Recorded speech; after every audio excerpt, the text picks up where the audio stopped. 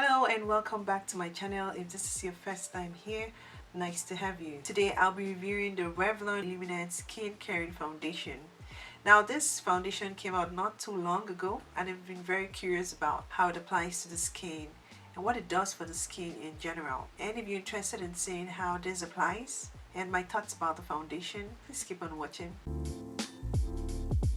I have seen the brand in pharmacies and I was hoping someday I'll try their products because this is the very first ever product I have tried from them. Now I got two shades. I wasn't sure which would suit me because I wasn't just sure. I'd seen the brand at Walmart but there were no testers there, so I was like, okay, maybe I'll go look online to see if I could just figure out my shade. So I ended up purchasing the shades 501 and 509.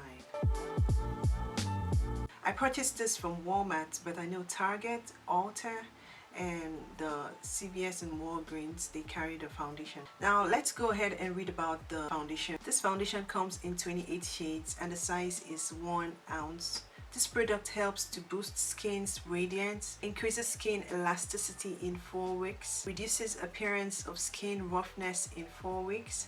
It's made without parabens and synthetic fragrances. It offers a medium coverage and is available in 28 buildable shades. The foundation also contains 5% squalane and hyaluronic acid.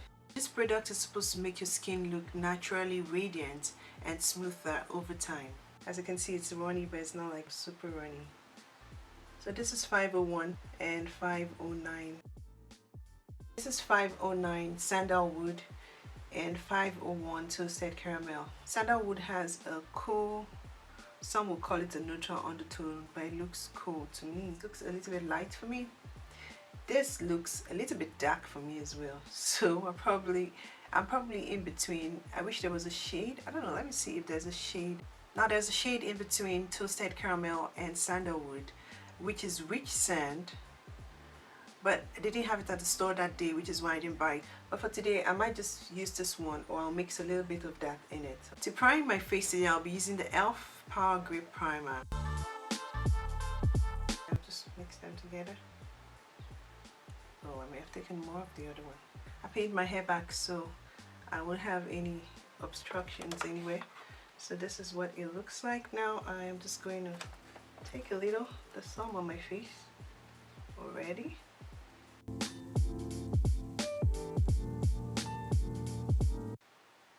And this is supposed to be medium coverage. It's also supposed to be a buildable coverage, so I'm going to keep adding more to see if I can build it.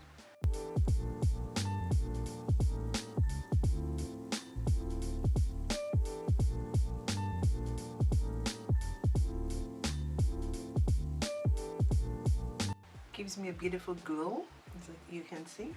Now I have normal to dry skin and I usually prefer foundations that are not too matte.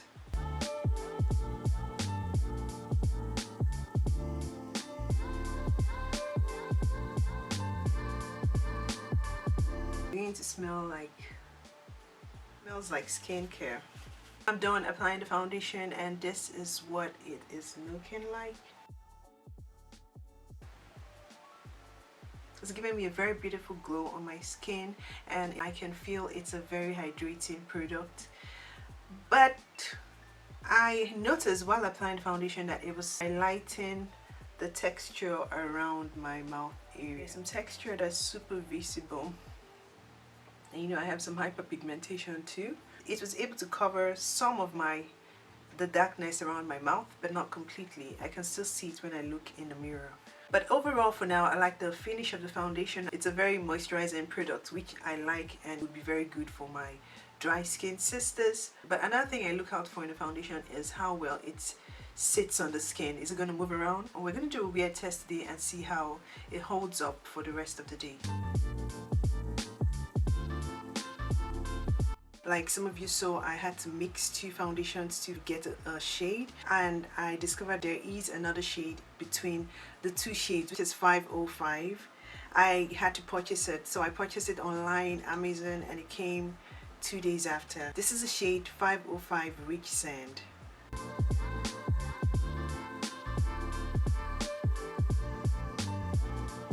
Okay, so this looks like a beautiful shade.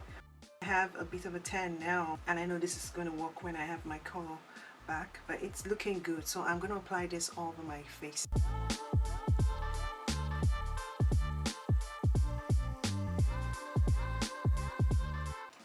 Wow.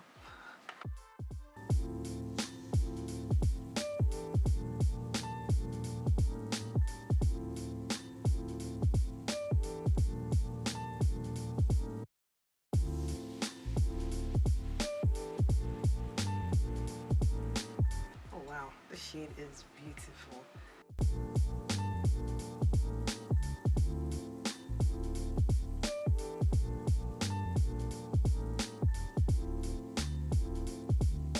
So this is the final look with the new shade 505 Rich Sand, which I'm really glad I got. It's a beautiful, beautiful match because it's just blended right into my skin smoothly and nicely, and the undertones are just very right for me because they complement my skin undertones as well. So if you're my shade twin, I hope this helps you find your shade.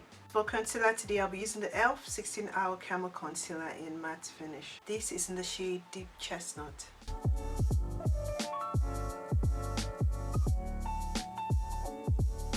I think with this kind of product, you don't really need to add makeup on top of it because I can see it's lifting the makeup a little bit. So I think it's just a product that you just wear and then maybe throw powder on top of it and go.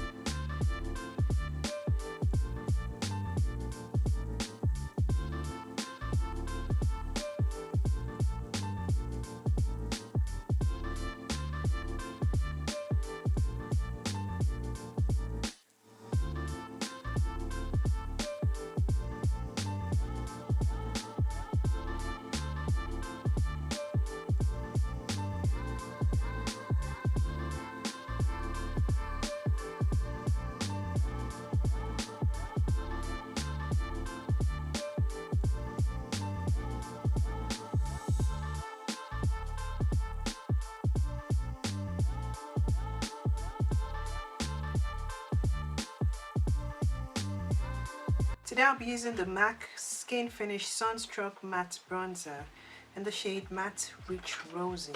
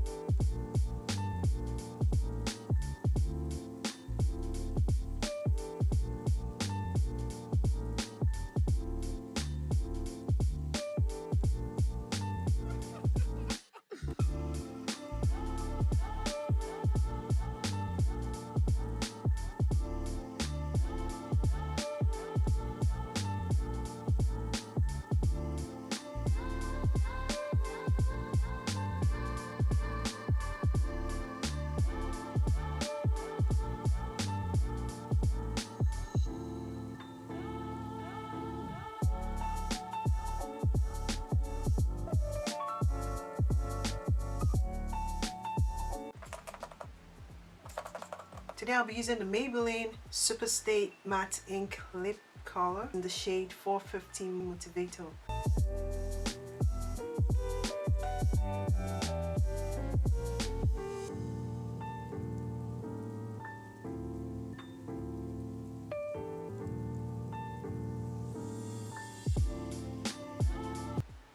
Smells like bubblegum. Okay, it keeps appearing patchy on my upper lip.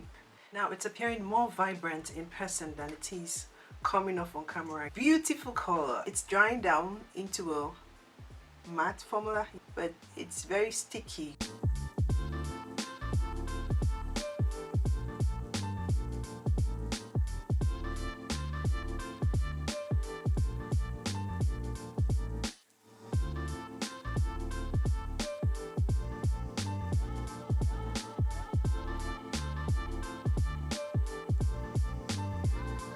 So this is the final look I was able to achieve with the Revlon Skin Caring Foundation.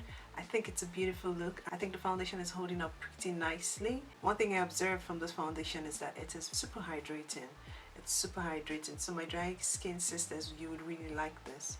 Now the coverage is medium. Although it is buildable, I don't think you can build it past a medium coverage unless you want to keep heaping foundation on top of foundation, and it's going to end up looking cakey or messy. For me, this type of product would be for just a quick, something I'll just throw on and go. This is very hydrating. I don't like placing a lot of makeup on top of very hydrating foundations, because some hydrating foundations do lift off the skin when you place other products on them. This one, initially I thought it was doing that, but it turned out great. But the thing I didn't like, which I noticed, is that it was highlighting the texture around my mouth area. I mean, you could only see it if you came closer to me, but I can see it. Look in the mirror, I can see it. But for the other parts of my face, it looks good. Nothing is bothersome to me right now. Now the lipstick, it's a very pretty color. When I saw this color online, it looked like it was going to be like a warm dark red. You know, it didn't look like it was going to be this color. Maybe because the model that tried it was darker than me.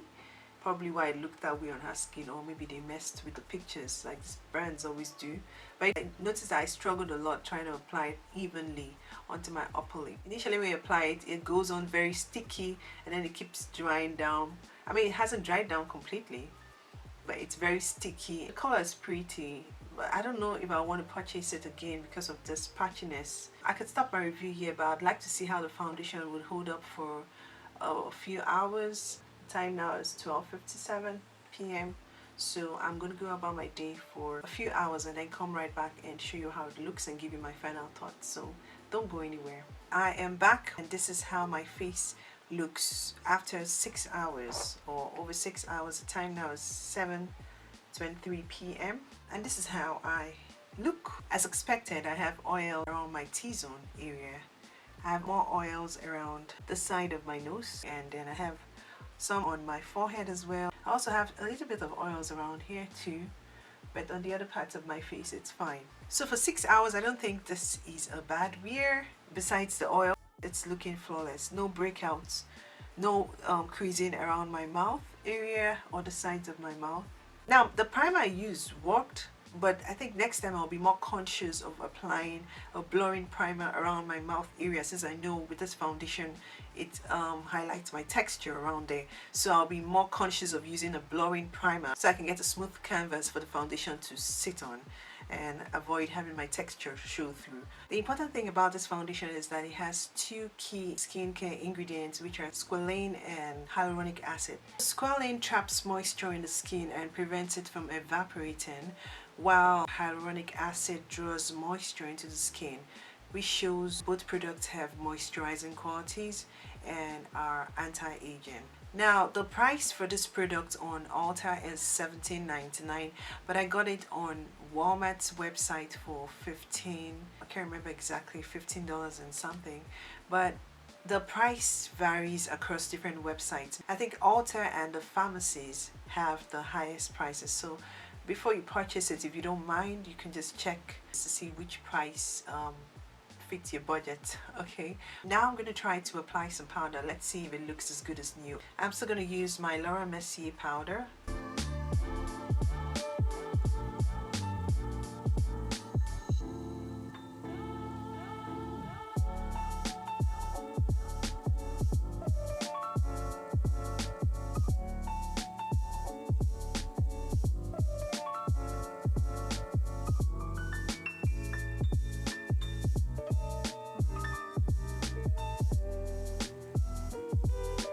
So this is how it looks after I applied powder.